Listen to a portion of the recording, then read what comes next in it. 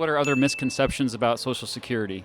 Yeah, let me go through some of the big lies that we're being told. First of all, when I was a senior in high school, we were all saying at the time, oh, it'll never be there for us. We're going to pay in our whole lives, and it's just the old people that are going to benefit from it. But now here I am, 62.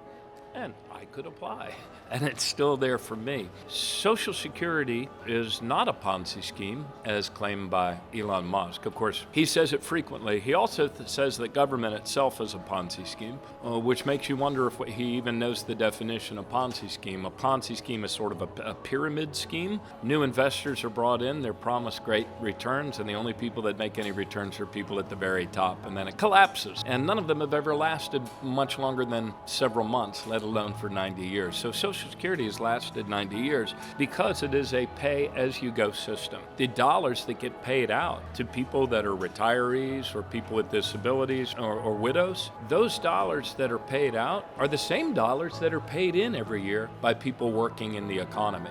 Social Security operates on a 75-year forecast.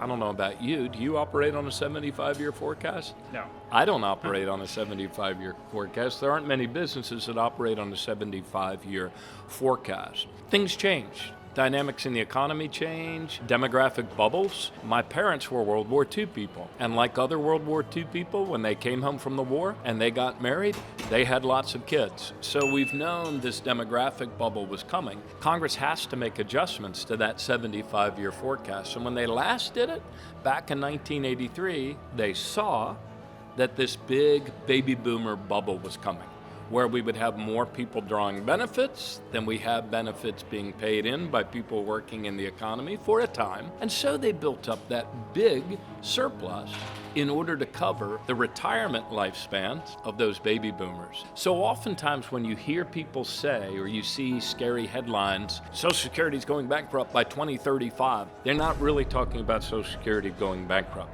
What they're talking about is Social Security's surplus reserve being depleted before the baby boomers move on to their eternal reward. You might ask, why is it being depleted sooner than they thought in 1983? Because of income inequality. You know, every dollar above $170,000 pays nothing into Social Security. If you make $170,000, you pay roughly $10,000 into Social Security.